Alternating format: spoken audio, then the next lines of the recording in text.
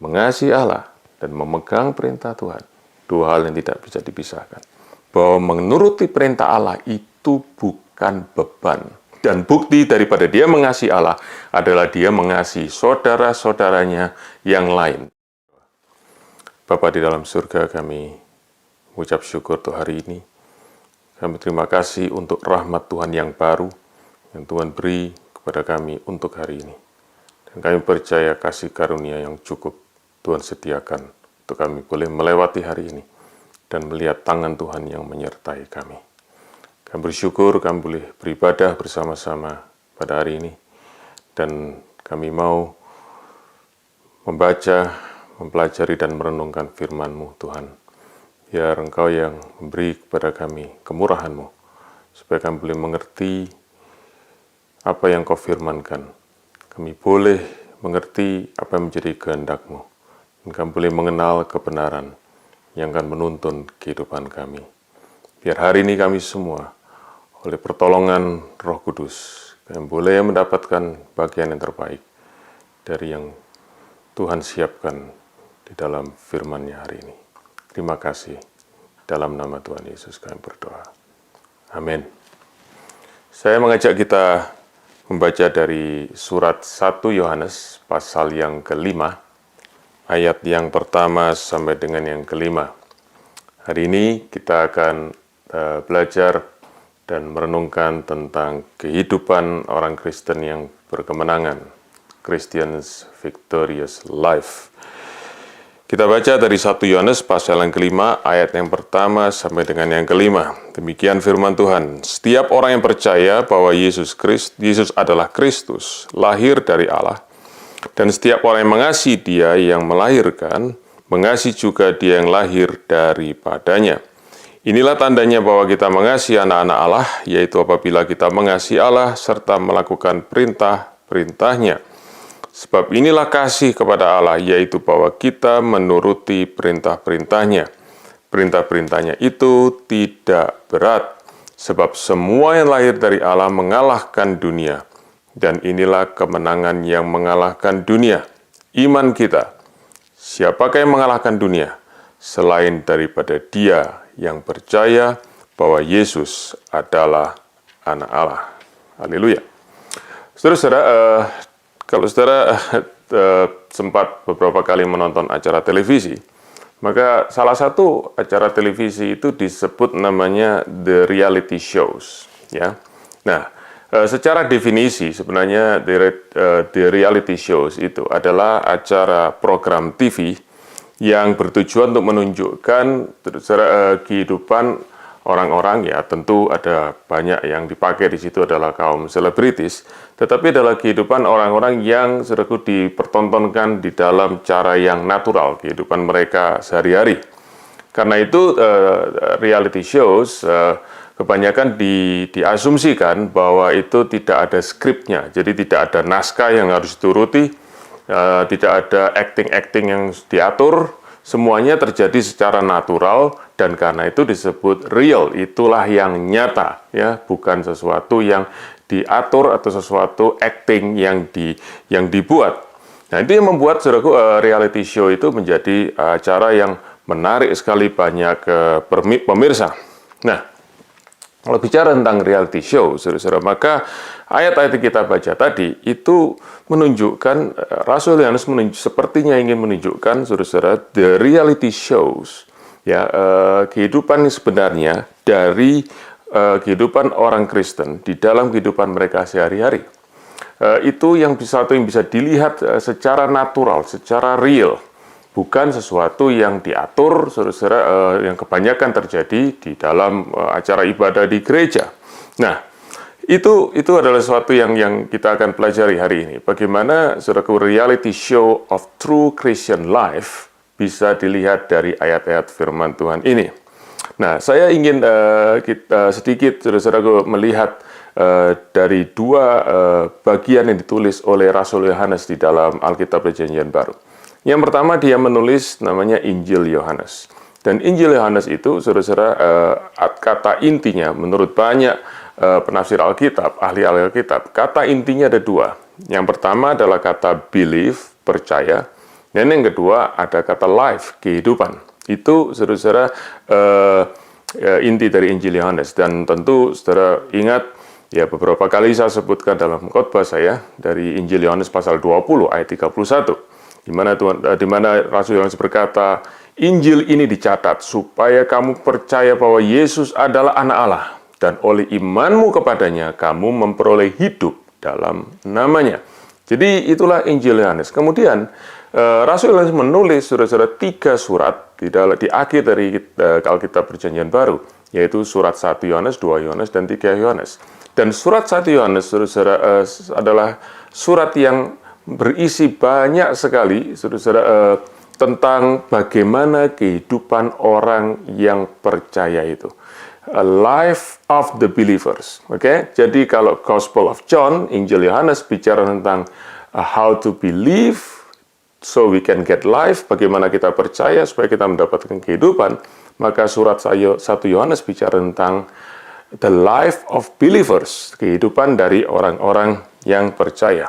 Nah, mari kita lihat sekarang bagaimana the reality atau kenyataan manifestasi daripada kehidupan orang-orang percaya itu.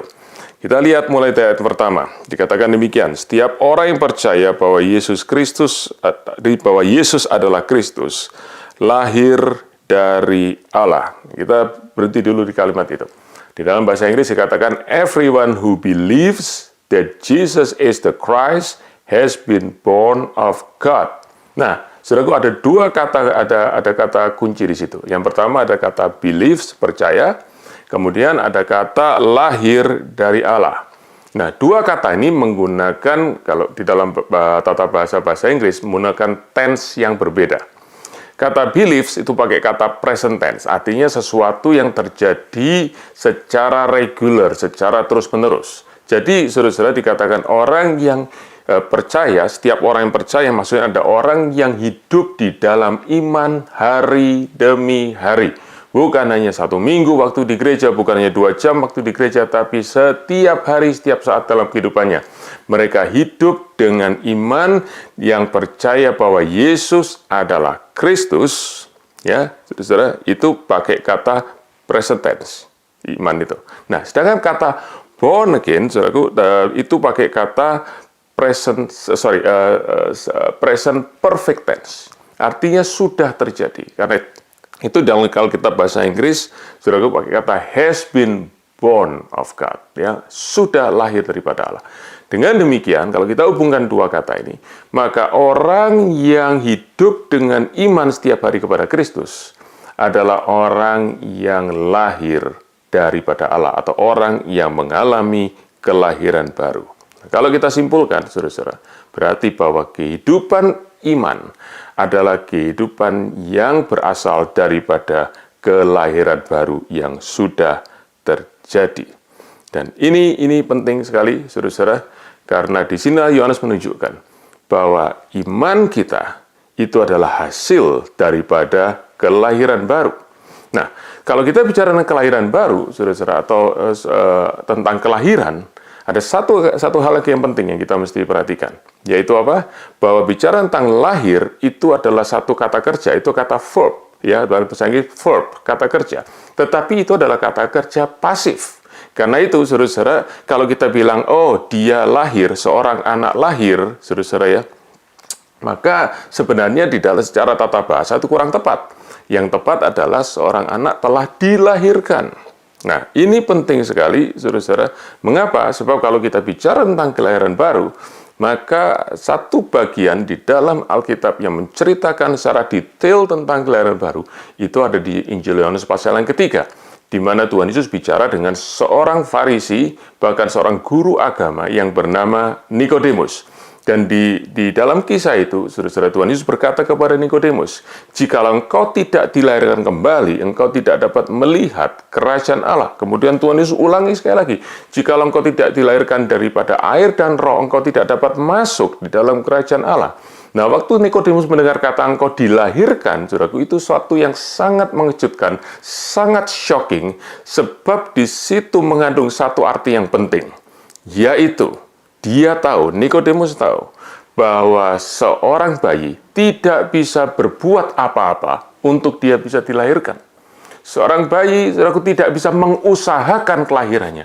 Semua adalah hasil, saudara-saudara, usaha perjuangan dan korban daripada ibunya yang melahirkan dia. Mengandung, saudaraku, lebih daripada 9 bulan kemudian melahirkan. Seorang bayi hanya menerima hasil dari usaha perjuangan.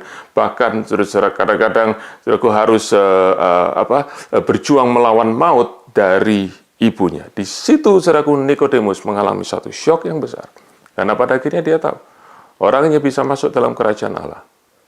Bukan karena usahanya, bukan karena sesuatu yang dia lakukan, tetapi karena orang lain yang melakukan itu. Dan saudara-saudara, di dalam ayat yang pertama dikatakan, Injil Yohanes pasal 5 dikatakan, lahir dari Allah. Berarti Allah yang melahirkan orang itu.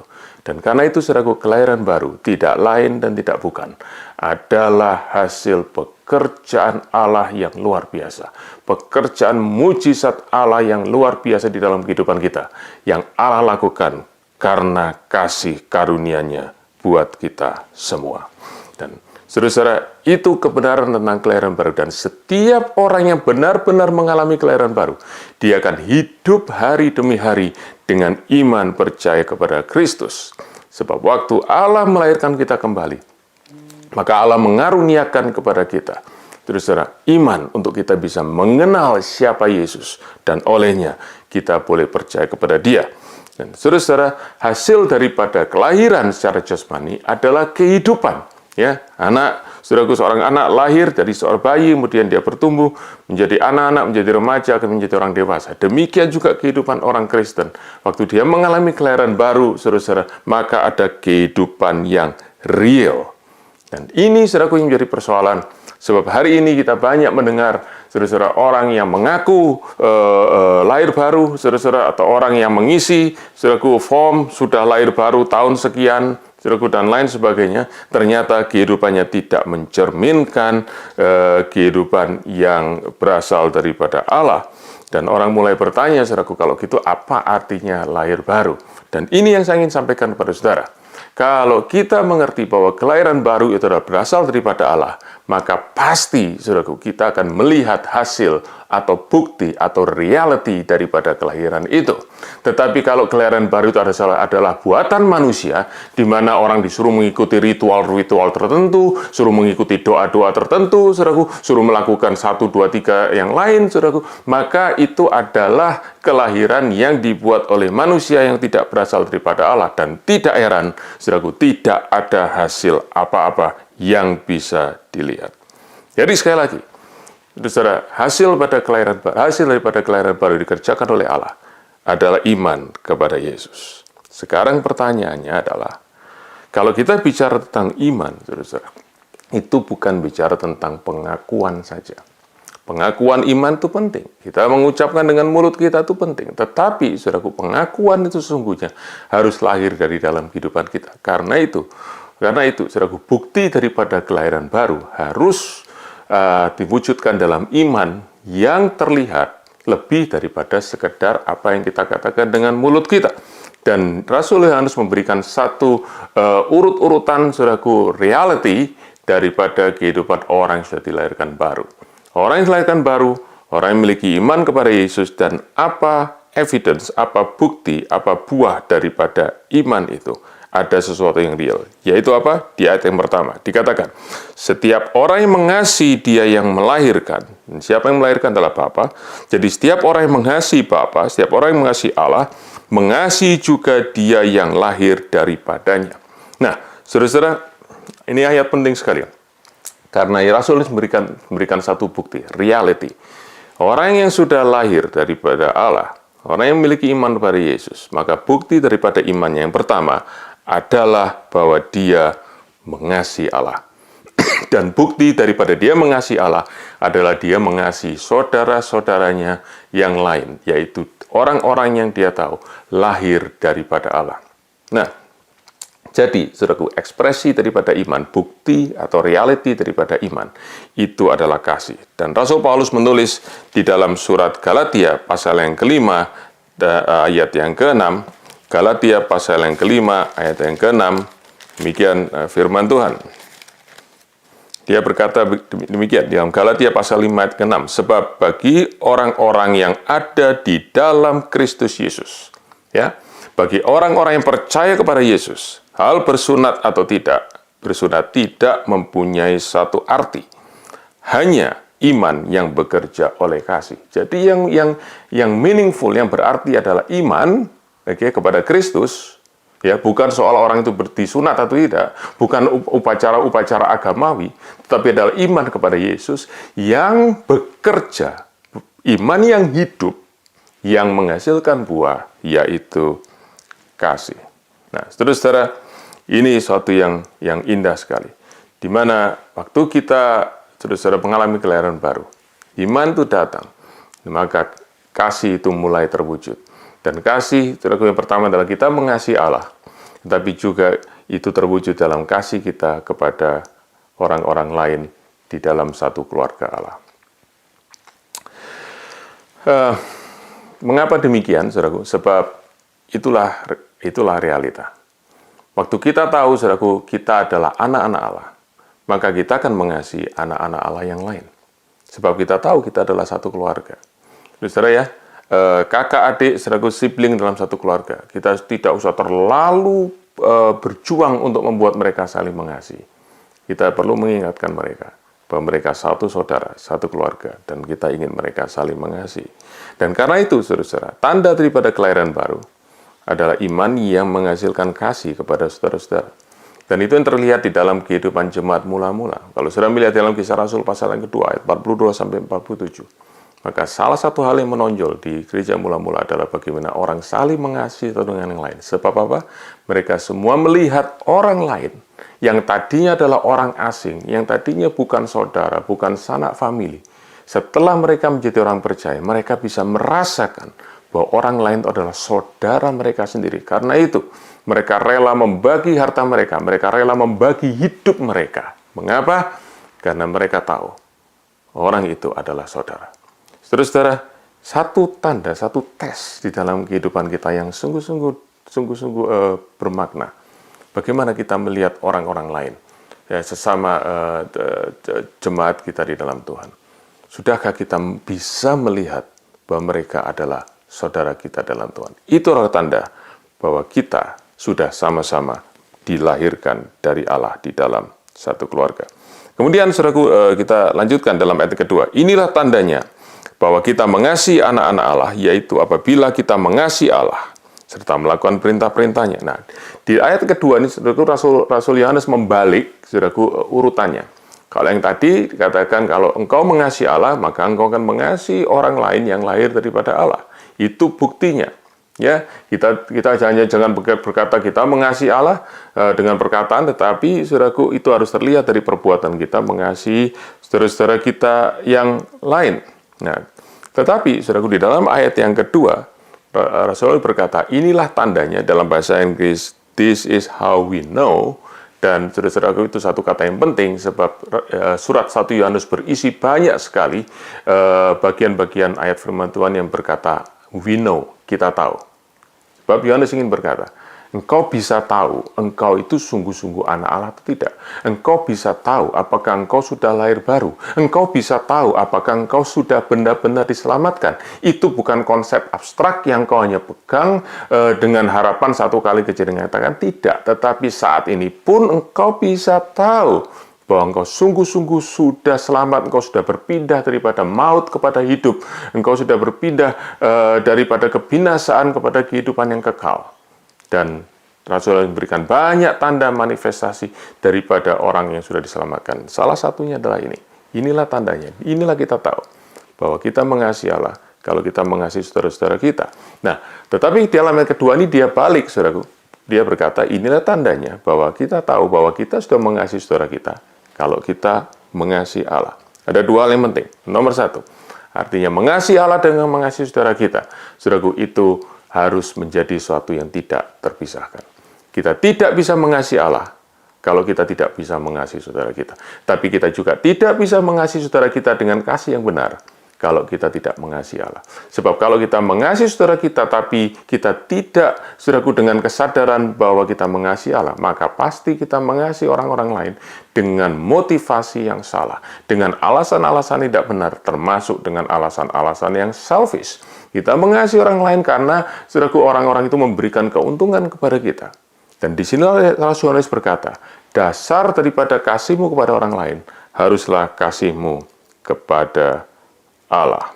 Nah, itu, saudaraku, reality yang bisa terlihat. Kasih kepada Allah yang diwujudkan kepada kasih kepada orang lain. Kemudian, di akhir daripada ayat yang ketiga dan masuk dalam ayat keempat, ayat kedua dan masuk ayat ketiga, saudara-saudara, Rasul Yohanes memberikan reality yang lain. Ya, dikatakan demikian, yaitu apabila kita mengasihi Allah serta melakukan perintah-perintahnya. Ayat yang ketiga, sebab inilah kasih kepada Allah, yaitu bahwa kita menuruti perintah-perintahnya. Saudara-saudara, saya harus ulangi lagi dari depan. Dimulai dengan kelahiran baru, kemudian, saudaraku, iman. Dari iman, saudaraku, kasih kepada Allah, ya, bukti daripada iman, reality daripada iman dan kasih kepada Allah, dan reality daripada kasih Allah adalah kasih kepada saudara-saudara. Dan sekarang Rasul Yohanes tambahkan satu hal lagi, yaitu menuruti perintah Allah. Ya, realita daripada kasih kita kepada Allah adalah kita menuruti perintah Allah. Dan kalau saudara membaca ayat yang kedua dan yang ketiga, maka perintah-perintahnya, His commandments, itu disebut sampai 3 kali. Yang berarti ada penekanan yang sangat penting. Dan itu sebabnya saya ingin ulangi sekali lagi, saudara-saudara, bahwa inilah saatnya kita tidak hanya mengumbar perkataan. Kita tidak hanya, saudara-saudara, berkata-kata, tapi kita menghidupi perkataan kita. Pepatah bahasa Inggris selalu berkata, action speaks louder than words. Ya, kehidupan, tindakan kita itu bicara lebih kuat daripada kata-kata kita. Sebab kehidupan kita adalah bukti daripada apa yang kita percayai. Dan apa yang kita katakan bukan sesuatu yang kosong. Dan bukti daripada kasih kita kepada Allah adalah kita menuruti perintah-perintahnya. Di dalam Yohanes pasal 14 ayat yang ke-15, Yohanes pasal 14 ayat 15, Tuhan Yesus berkata kepada murid-muridnya, "Jikalau engkau mengasihi aku, maka engkau akan menuruti, engkau akan menyimpan dan menuruti, mentaati perintah-perintahku." Dan saudara-saudara, karena itu, apa dasar daripada kita taat kepada Tuhan? Kasih kita kepada Allah.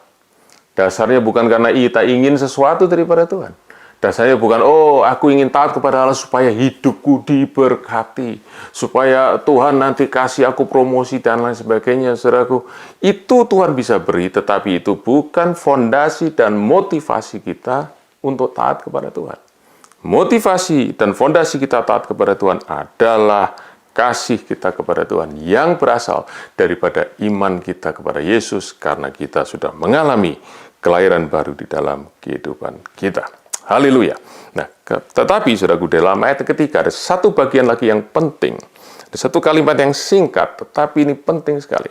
Ayat yang ketiga bagian terakhir dikatakan, perintah-perintahnya itu tidak berat.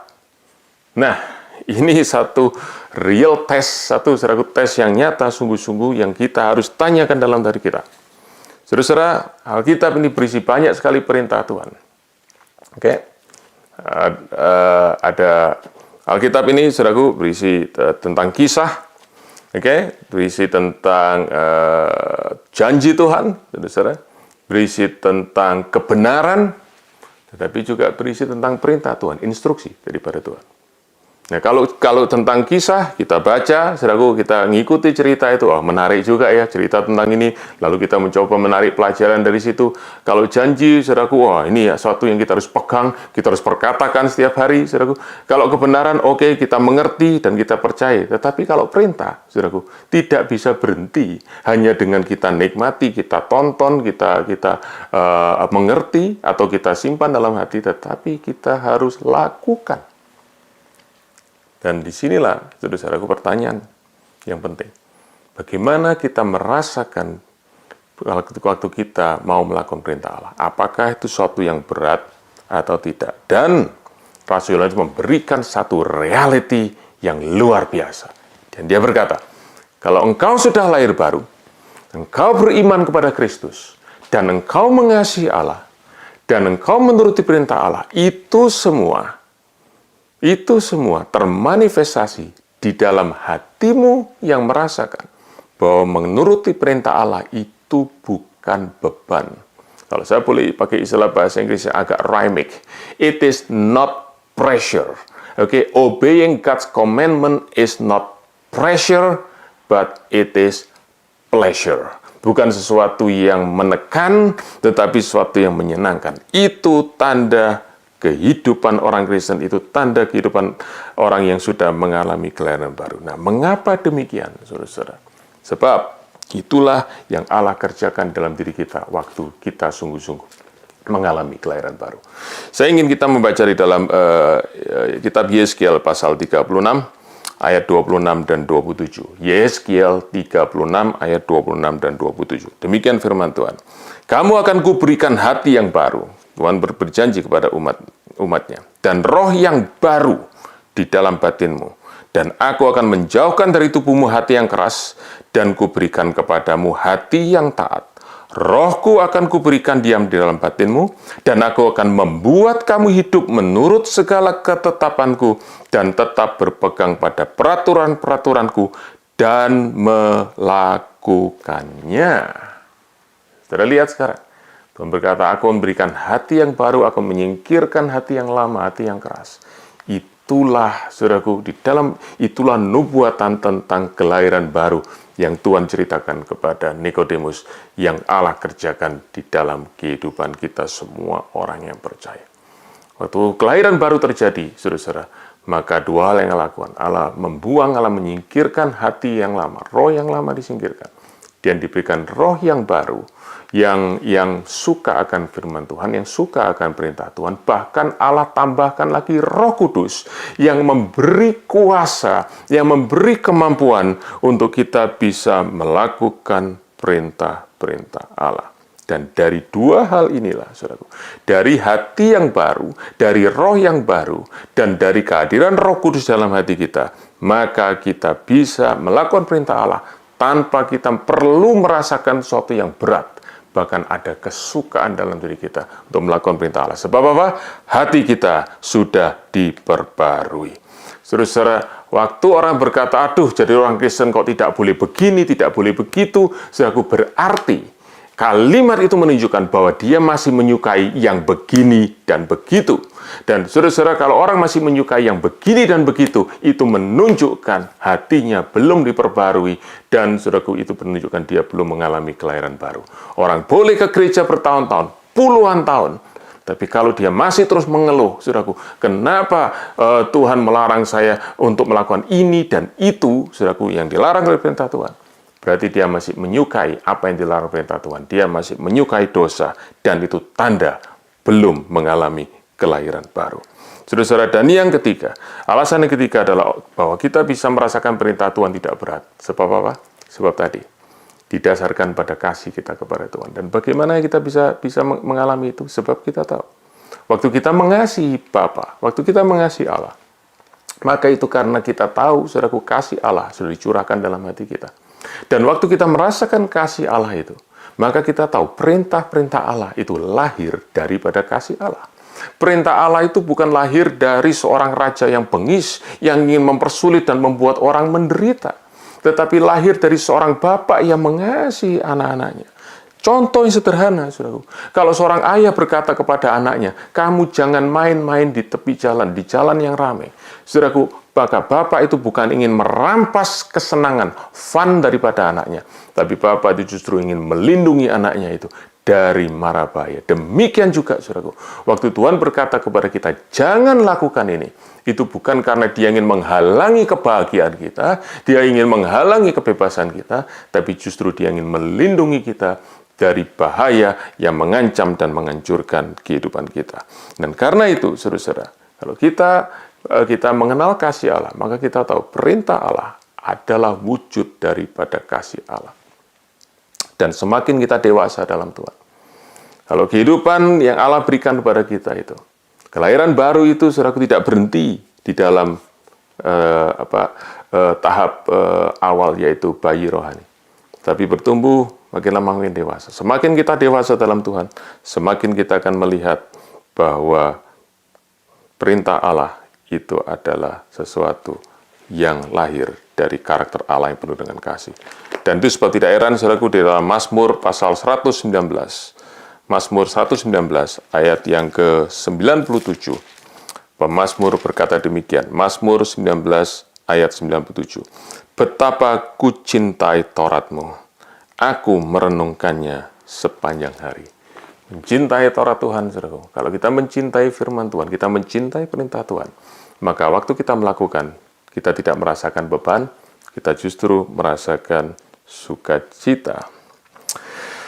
Saudara-saudara, ada banyak lagu yang dikarang tentang kita mengasihi Tuhan. Ya, I love you Lord, I love you, I love you, I love you, saudaraku ya. Banyak sekali lagu yang dikarang tentang itu. Dan kita senang menyanyikan lagu-lagu itu, melodinya bagus. Tetapi saya harus berkata, jarang lagu yang ditulis tentang bagaimana kita mencintai perintah Tuhan. Itu sebab menunjukkan, saudaraku, bahwa kita lebih senang mengasihi Tuhan, tapi kita tidak terlalu excited mengasihi perintah Tuhan. Kenapa, saudaraku, demikian? Karena mengasihi Tuhan itu sesuatu yang kita bisa lakukan dari hati kita yang sentimental, sesuatu yang kita merasakan. Tetapi mengasihi perintah Tuhan tidak bisa hanya kita rasakan sebagai sesuatu yang sentimental. Mengasihi perintah Tuhan adalah sesuatu yang kita mau tidak mau, saudaraku, kita harus tunjukkan di dalam kehidupan kita.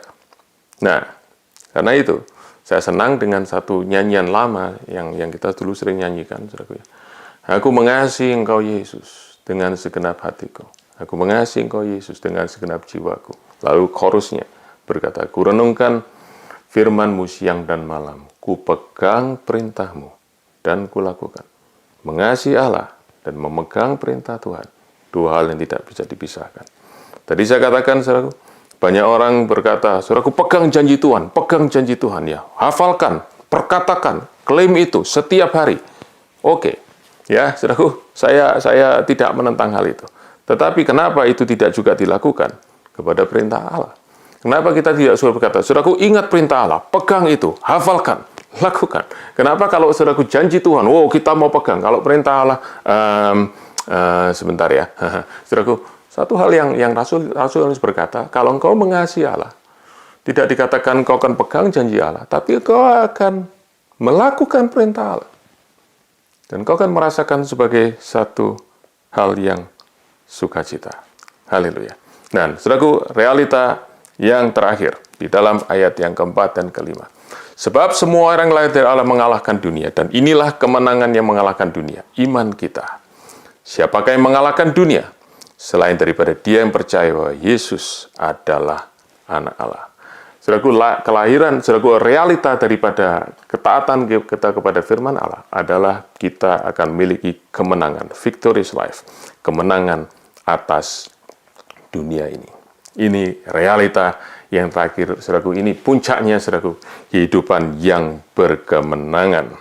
Nah, saudara-saudara, kata mengalahkan dunia, saudaraku, seperti kata perintah-perintahnya disebutkan 3 kali dalam ayat 2 dan 3, maka mengalahkan dunia disebut 3 kali dalam ayat 4 dan 5, yang menunjukkan sesuatu yang sangat-sangat ditekankan.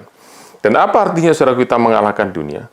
Apakah itu artinya kita menjadi juara dunia? Saudara-saudara ya, kalau studi kita selalu juara 1, kalau saudaraku di perusahaan, saudaraku kita selalu nomor 1, saudaraku dapat promosi dengan cepat, saudaraku naik jabatan terus, saudaraku kalau dalam bisnis kita nomor 1, kita mengalahkan pesaing-pesaing kita, saudaraku. Apakah mengalahkan dunia artinya kita menjadi kepala dan bukan jadi ekor, selalu menjadi orang-orang yang top? Saudara-saudara, saya ingin katakan kalau itu yang kita pikir tentang mengalahkan dunia, berarti saudaraku kita sudah hidup dengan satu kehausan akan ambisi kepada dunia ini. Dan saudaraku, kehausan dan rasa haus dan ambisi kepada dunia akan menjebak hati kita. Ya, akan menjebak hati kita dan membuat hati kita masuk di dalam kehausan yang tidak pernah bisa terpuaskan. Saudara, tentu mengenal satu tokoh sejarah saudaraku yang dari Yunani, disebut Iskandar Agung atau Alexander the Great. Dia saudaraku menguasai dunia ini, kemana-mana dia perang menguasai seluruh dunia ini. Saudaraku, hampir seluruh dunia dia kuasai. Tapi masih ada tempat di mana dia tidak bisa kuasai, dan di situ saudaraku hatinya menjerit karena dia berkata dia masih belum puas walaupun dia sudah menguasai begitu banyak. Saudara-saudara, overcoming the world ya dalam wujud ambisi tidak akan pernah memberikan kepuasan. Karena itu bukan itu yang dimaksudkan dengan mengalahkan dunia di dalam ayat firman Tuhan ini. Tetapi apa yang dimaksudkan, saudaraku? Iman yang mengalahkan dunia, saudaraku. Karena ketaatan kita kepada perintah Allah adalah bahwa kita bisa menolak tipu daya daripada dunia ini. Di dalam Yakobus pasal yang keempat, ayat yang keempat, dikatakan demikian. Firman Tuhan berpesan, "Hai kamu orang-orang yang tidak setia, tidakkah kamu tahu bahwa persahabatan dengan dunia adalah permusuhan dengan Allah? Jadi barang siapa hendak menjadi sahabat dunia ini, ia menjadikan dirinya musuh Allah." Dan saudara, Yakobus berkata, engkau antara Allah dengan dunia tidak bisa disatukan. Engkau harus memilih salah satu. Waktu engkau menjadi sahabat dunia, engkau menjadi musuh Allah. Tetapi waktu engkau mau menjadi sahabat Allah, maka engkau harus siap menjadi musuh dan dimusuhi oleh dunia ini. Ya, saudara. Kemudian kalau kita membaca dalam surat 1 Yohanes pasal yang kedua, maju 3 pasal, saudara, maka kita akan pasti ingat ayat firman Tuhan ini. 1 Yohanes pasal 2 ayat 15. Janganlah kamu mengasihi dunia dan apa yang di dalamnya. Jikalau orang mengasihi dunia, maka kasih akan Bapa tidak ada dalam diri orang itu. Nah, saudara-saudara, ternyata kasih daripada Allah, kasih kita kepada Allah. Saudara, dengan kasih kepada dunia itu dua hal yang tidak bisa terjadi bersama-sama. Kalau kita mengasihi Allah dan orang yang lahir daripada Allah, dia beriman kepada Kristus, dia mengasihi Allah, maka dia tidak mengasihi dunia. Dan kenapa saudaraku tidak mengasihi dunia itu disebut kemenangan atas dunia ini? Sebab dunia ini menawarkan banyak hal yang membuat kita ingin mengasihi. Rasul Paulus punya teman satu pelayanan, saudaraku, namanya Demas, dan di akhir daripada surat Paulus kepada Timotius, dia berkata, Demas telah meninggalkan aku karena ia mencintai dunia ini. Dan saudara-saudara, dia kalah terhadap bujukan dunia ini, dan dia memilih mengasihi dunia daripada mengasihi Allah. Dan di dalam 1 Yohanes pasal 2 ayat 16 dikatakan, sebab semua yang dalam dunia, yaitu keinginan daging, keinginan mata, serta keangkuhan hidup, bukanlah berasal dari Bapa, melainkan dari dunia. Dan saudara-saudara, apa artinya, saudaraku, iman yang mengalahkan dunia? Adalah iman yang bisa mengalahkan keinginan mata, keinginan daging, dan keangkuhan hidup. Itulah artinya kita mengalahkan dunia ini. Dan saudara-saudara, mengalahkan dunia ini adalah reality yang kuat sekali di dalam kehidupan kekristenan. Tetapi sayang, saudaraku, seringkali justru banyak daripada kita hari-hari ini, kita justru dibawa untuk mencintai dan mengejar perkara dunia ini. Saudara, seringkali diajarkan kalau kita percaya kepada Allah, maka kita bisa mendapatkan dunia ini. Dan sebenarnya itulah yang, saudaraku, menjadi pencobaan yang iblis tawarkan kepada Tuhan Yesus. Kalau engkau mau menyembah aku, kalau engkau mau sujud menyembah aku, seluruh dunia ini menjadi milikmu. Dan Tuhan Yesus menolak itu. Dia mengalahkan dunia. Dan dia berkata, engkau hanya boleh menyembah Allah dan Tuhan saja. Terus, saudara, bagaimana kita bisa membawa orang-orang yang kita sebut orang-orang dunia itu kepada Kristus? Kalau cara hidup kita tidak berbeda dengan mereka, kita mengejar apa yang mereka kejar, kita menginginkan apa yang mereka inginkan, kita mencintai apa yang mereka cintai. Dan itu sebabnya, saudaraku, seringkali, saudaraku, orang-orang di luar sana, saudaraku, mereka tidak bisa tertarik dengan kehidupan Kristenan sebab mereka tidak pernah bisa melihat the reality shows. Yang mereka lihat adalah the religious show. Dan saudara-saudara, mereka hanya bisa melihat, waktu mereka beribadah, wah kelihatannya begitu rohani. Tapi begitu keluar, saudaraku, mereka melihat reality show-nya, saudaraku, tidak berbeda dengan mereka. Tidak ada yang istimewa dengan kehidupan orang Kristen. Sebab kita tidak bisa mengalahkan, saudaraku, bujukan daripada dunia ini. Saya ingin menutup dengan satu kisah yang dicatat dalam surat Ibrani pasal yang ke-11. Surat Ibrani pasal yang ke-11 ayat 24 sampai 27 tentang seorang yang bernama Musa. Di situ dikatakan demikian, karena iman maka Musa setelah dewasa menolak disebut anak putri Firaun, karena ia lebih suka menderita sengsara dengan umat Allah daripada untuk sementara menikmati kesenangan dari dosa. Ia menganggap penghinaan karena Kristus sebagai kekayaan lebih besar daripada semua harta Mesir, sebab pandangannya ia arahkan kepada upah. Karena iman, maka ia telah meninggalkan Mesir dengan tidak takut akan murka raja. Ia bertahan sama seperti ia melihat apa yang tidak kelihatan. Musa melihat apa yang tidak kelihatan. Dan itulah iman, saudaraku. Sebab Ibrani 11 ayat 1 berkata, iman adalah dasar daripada segala sesuatu yang tidak kita lihat. Apa yang Musa lihat pada waktu itu?